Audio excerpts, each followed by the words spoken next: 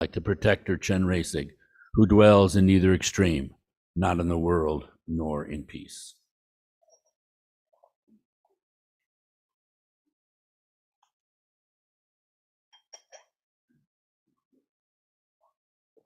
So, good morning, everyone.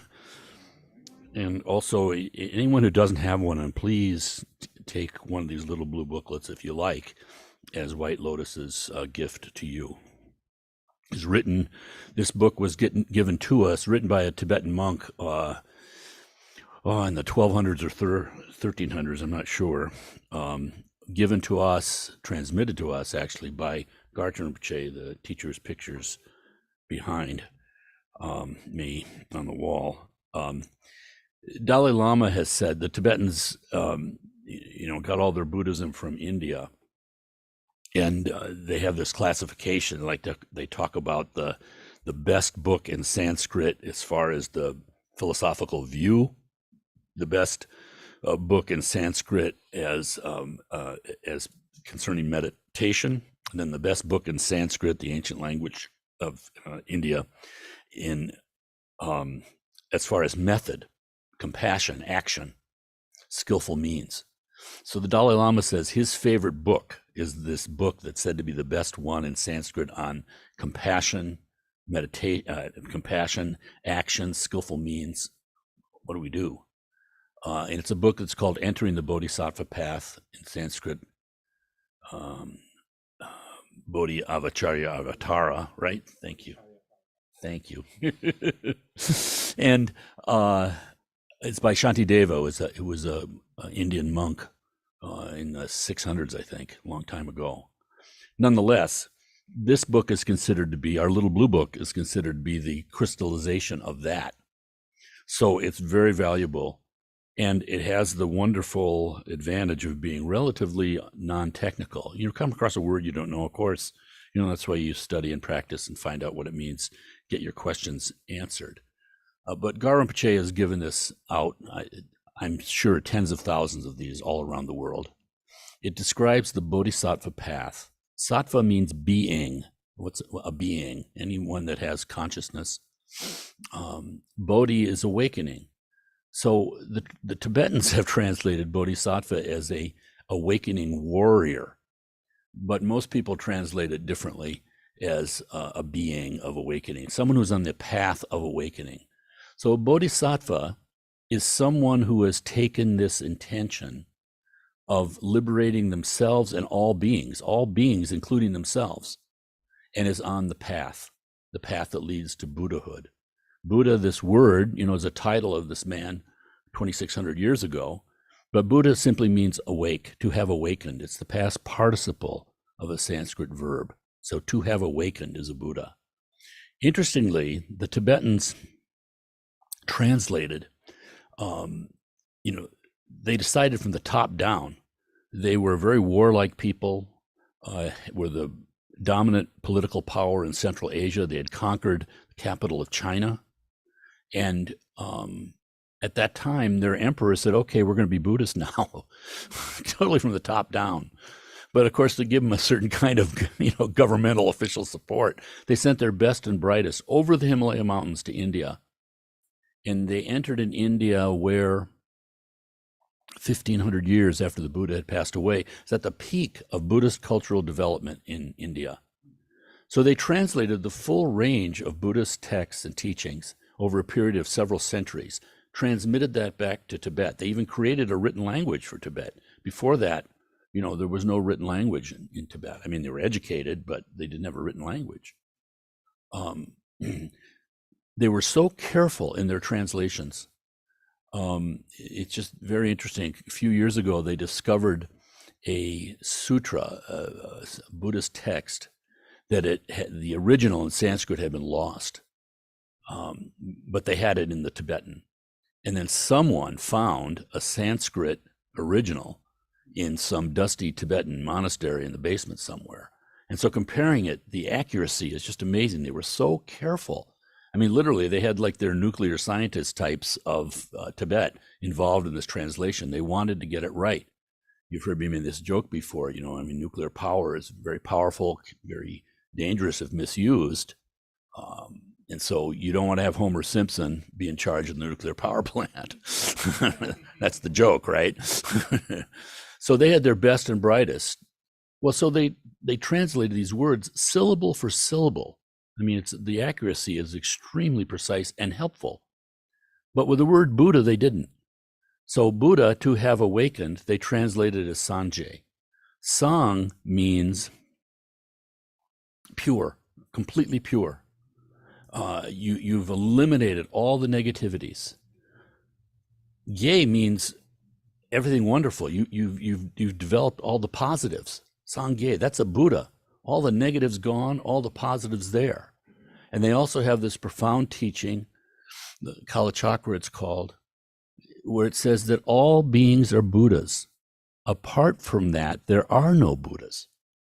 So this is the basic situation that we're in as human beings. We are actually Buddhas, whole and complete. But we don't know it. We haven't realized it. We're acting on, we're constantly stuck in first gear. And what's even worse is that we think we're in fifth gear. So it's this state of ignorance. And again, in Sanskrit, avidya is ignorance. This is the fundamental problem. But it's not knowing. Means without, like agnostic, not knowing, atheistic, without theism, a cappello, without accompaniment. That Sanskrit prefix means without. So vidya. Vidya what? Our word video comes from that. Without seeing. It's not about stupidity.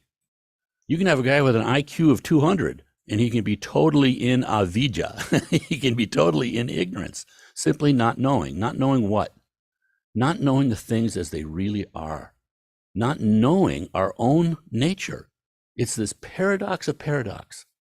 Our vision, we've so evolved, it's a partial understanding. It's based on survival. It's in complete accord with modern biology.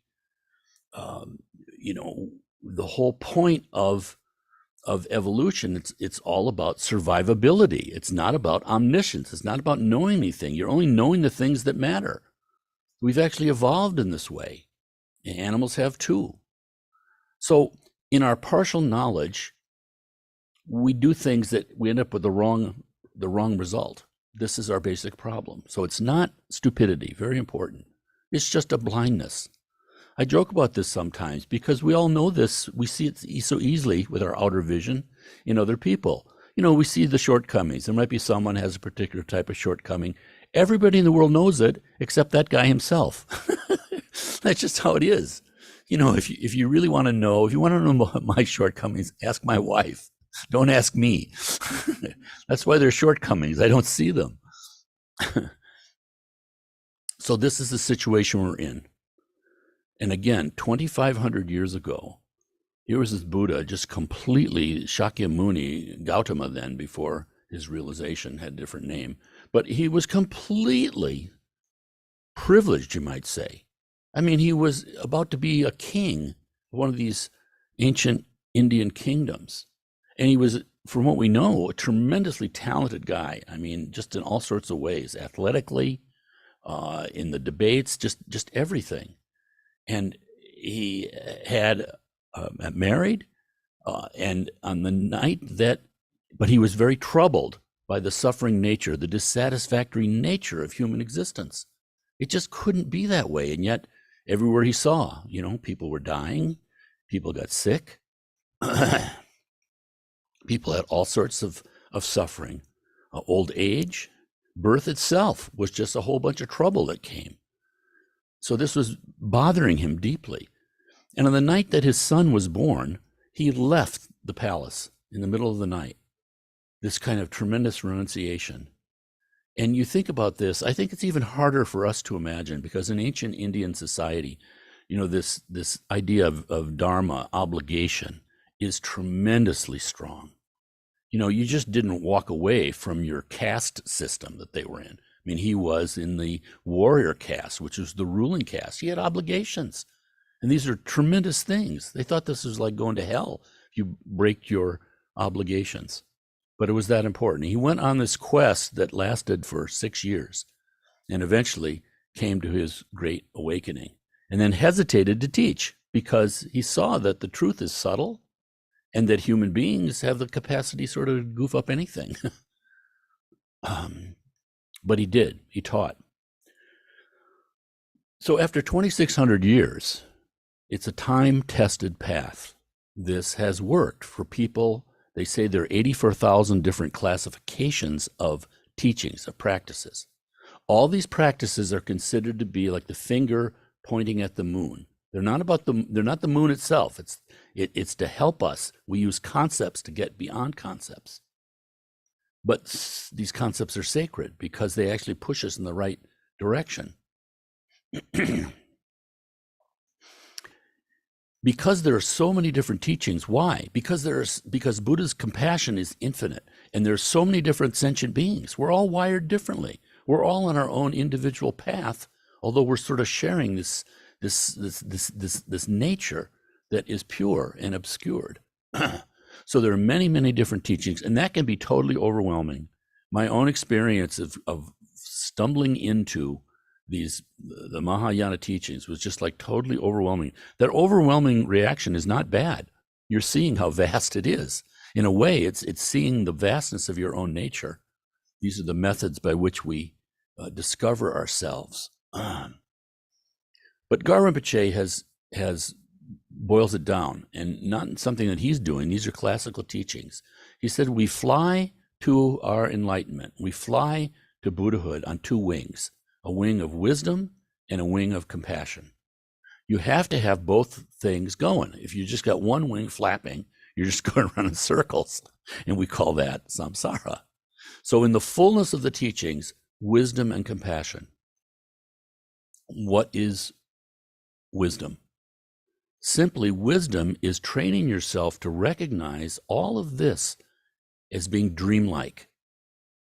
I mean, it's not really a dream. I mean, there's real pain when the suffering happens. But it is dreamlike. The dream you had last night, when you woke up this morning, when you were in it, it was totally real.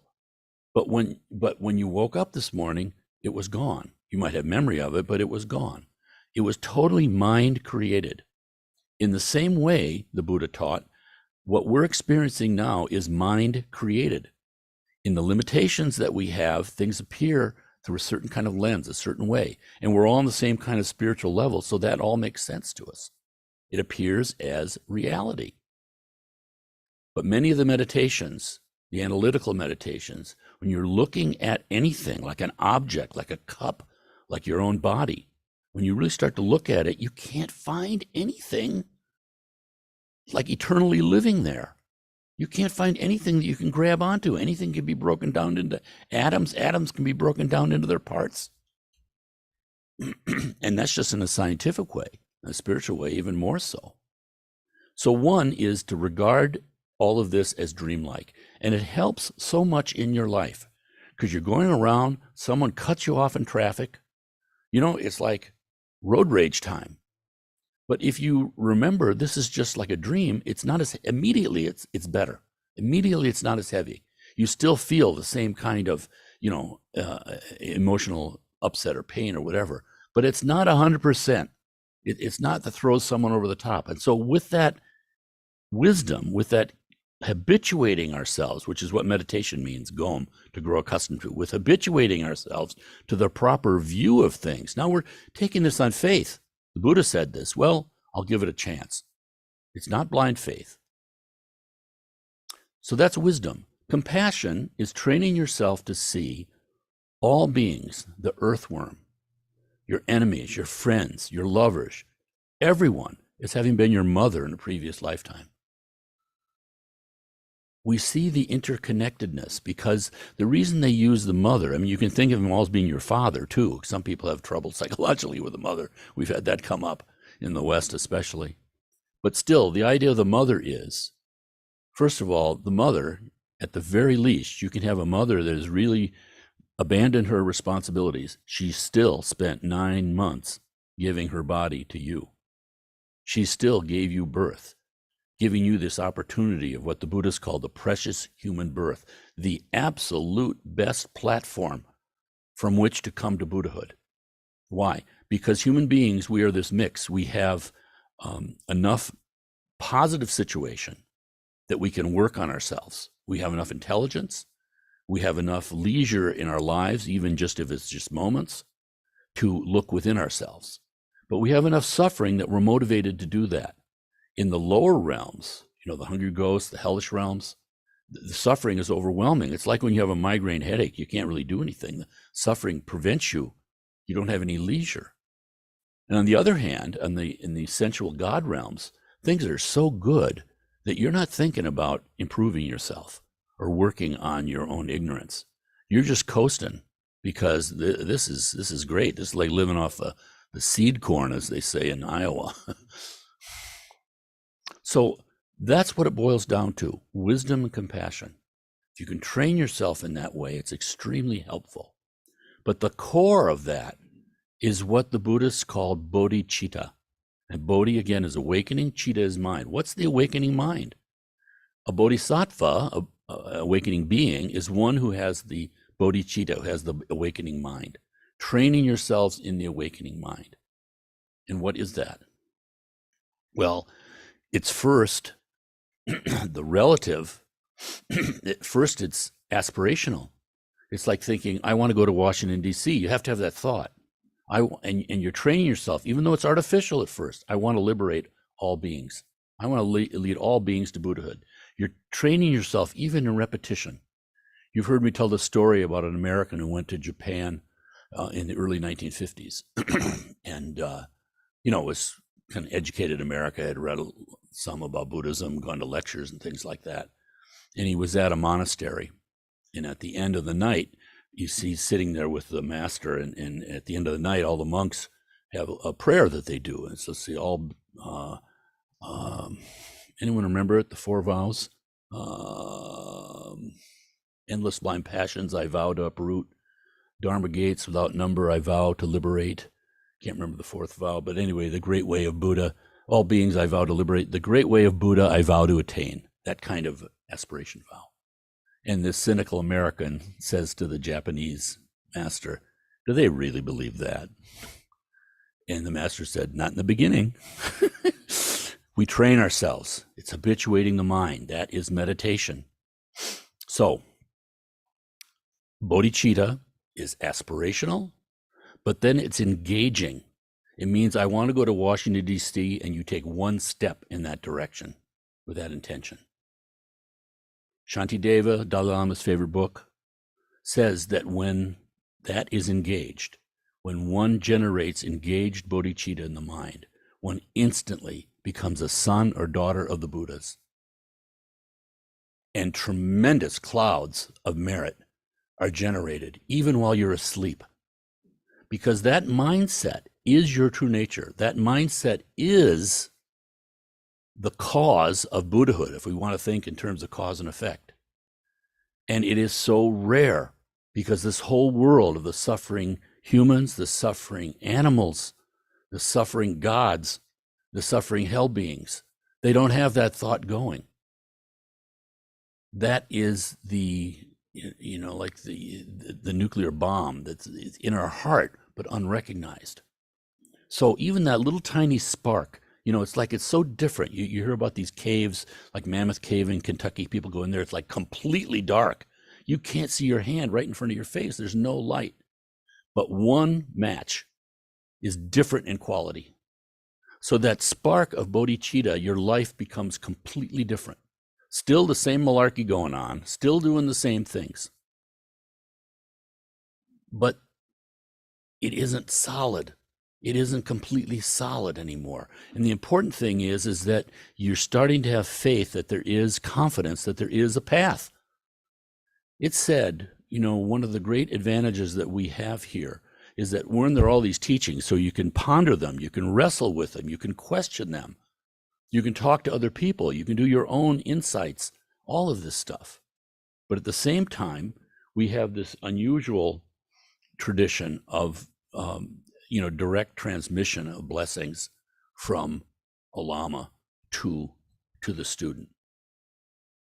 That's very, very special and very rare, but extremely helpful because you don't have to know anything.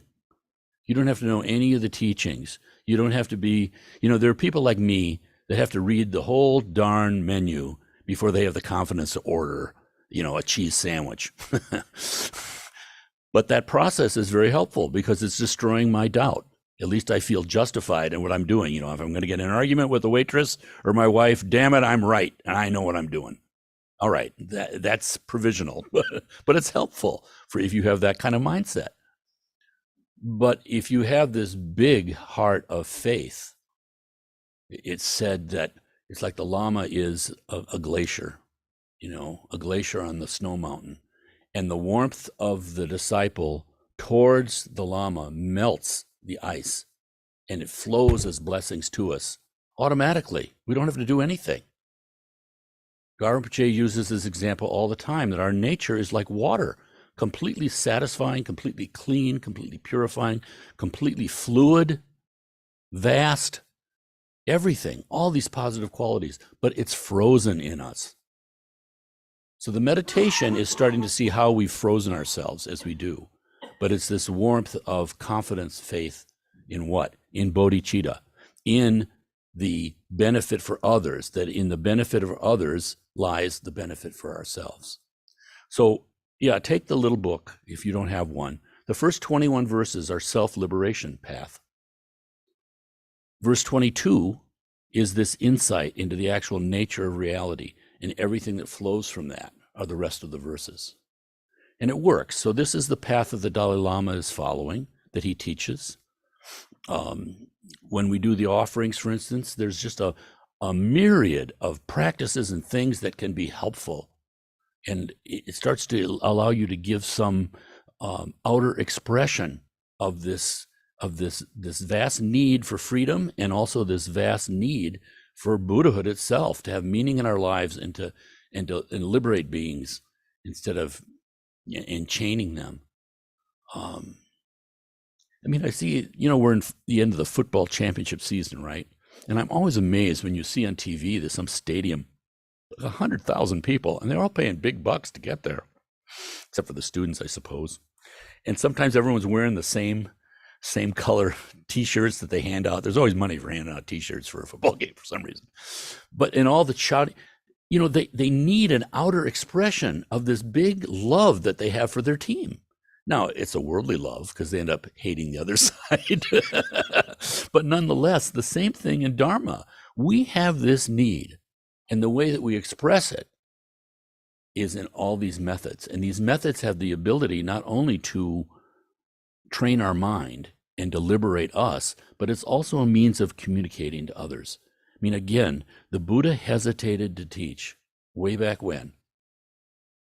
And I used to think his enlightenment was the greatest thing that ever happened. I guess I still believe that. But more and more I start thinking that his ability to communicate is even greater than enlightenment itself. Because how do you communicate to sentient beings?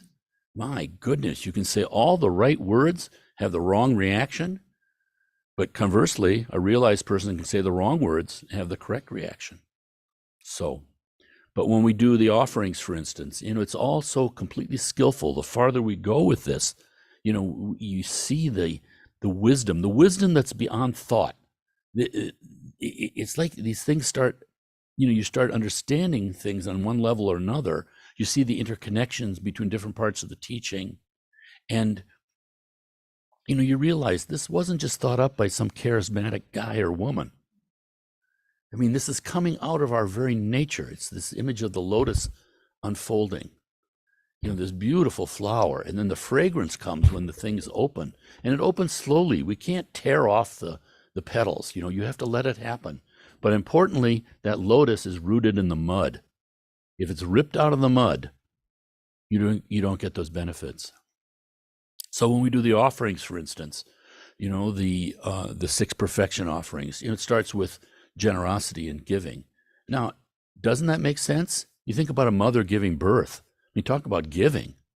And then you've got this infant who's completely powerless. Father and mother, relatives, they're all keeping it alive. It's just pure giving. They're not getting anything back. When they're little, My mother always complained about my father. He didn't take much interest in the kids until they were talking. But even so, he was working for him. So there's giving. It makes sense. And what's the next perfection? The perfection is the ethics.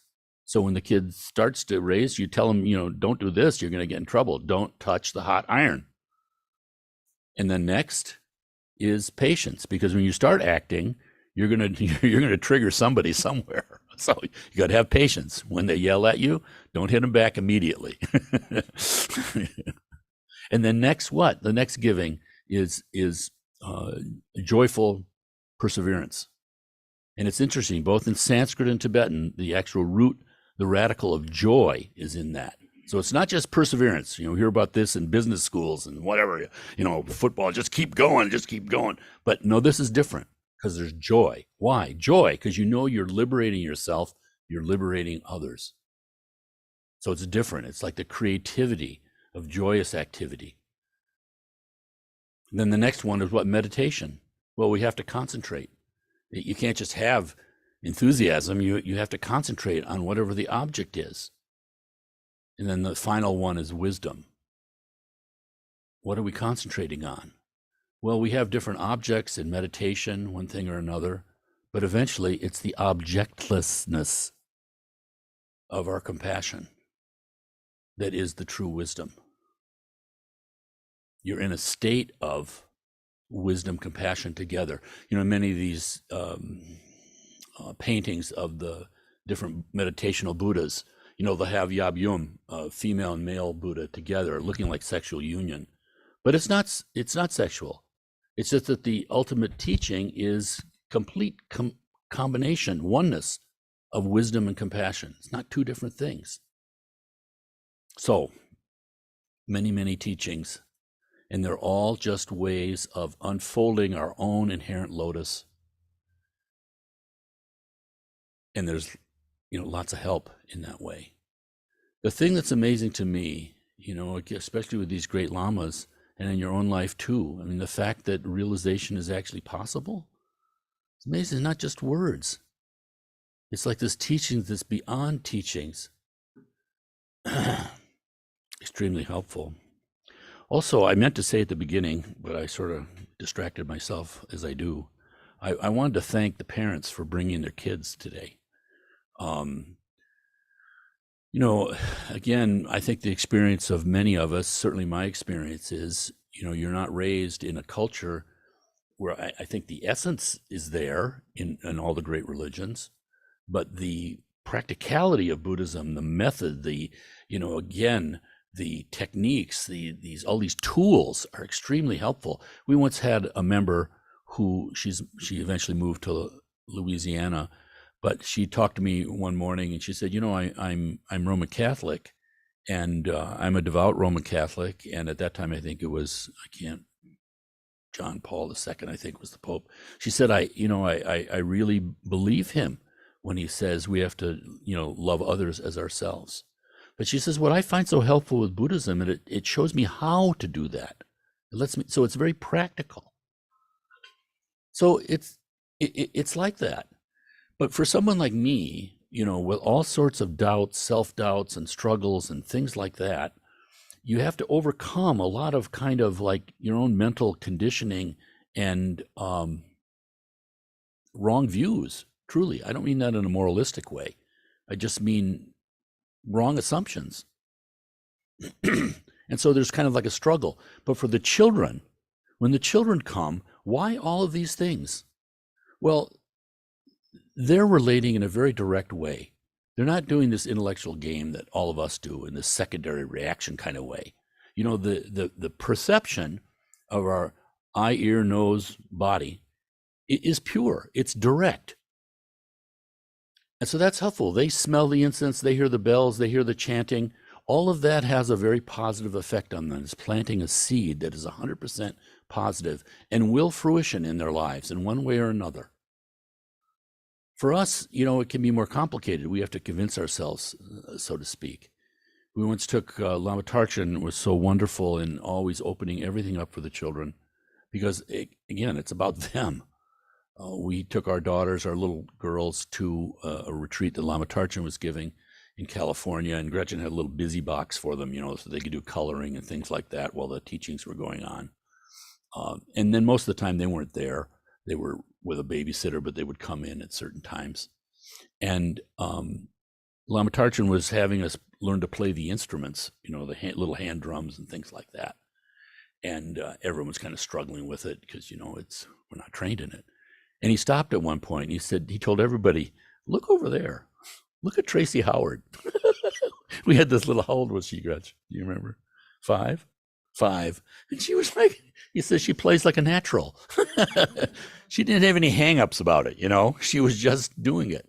And all of us were like, am I doing it wrong? I mean, whatever. Lama Tarchin said, don't worry, just go crazy. It's the expression of our true nature. It's not wrong. It will be refined as we go forward. So thank you really for bringing the children, because I think it's important. And in the end of it all together anyway, we're all lay people, we're not trying to put some sort of Tibetan model or cage on top of all of this. It's our own expression. Monastic model. Yeah. Yeah, excellent. Gretchen corrected me to say a monastic model. We're not trying to be monks. In Tibet, the kids are there all the time running around. Yeah. Like snapping towels at each other. That was our first experience in Bodh Gaya. Gretchen and I showed up at Bodh Gaya. We had no involvement in Tibetan Buddhism. And the spot where the Buddha came to his enlightenment, full moon night, and we didn't know what we had stumbled into. Ling Rinpoche, who was one of the tutors of the Dalai Lama, was giving a teaching. And mass of Tibetans, including little Tibetan kids running around like pulling the pigtails of each other and stuff like that. Introduction. Okay, so thank you for this morning. I wanted to thank the Sangha too for the wonderful open house yesterday, the work that went into that. The place was beautiful and really, really good. So let's take a break now, and we'll come back and do some practice. The kids are having a blast in there, by the way. I walked by and I was like, wow, it's really fun in there. It made me really happy. Really good. Really good. Yeah, I used to joke is, it's the freedom, freedom of the mind and compassion and joy. It's kind of like so much of I think maybe going back to the Puritans, I don't know, but it's like, we put our hand in the cookie jar and you feel guilty and your mother says no cookies, and we think being good is like being bad to yourself. We're very kind of complicated sometimes. That's right. That's right. Instead, the simple joy. Kids are in that flow state more naturally. Yeah. Their innocence is Right. Right.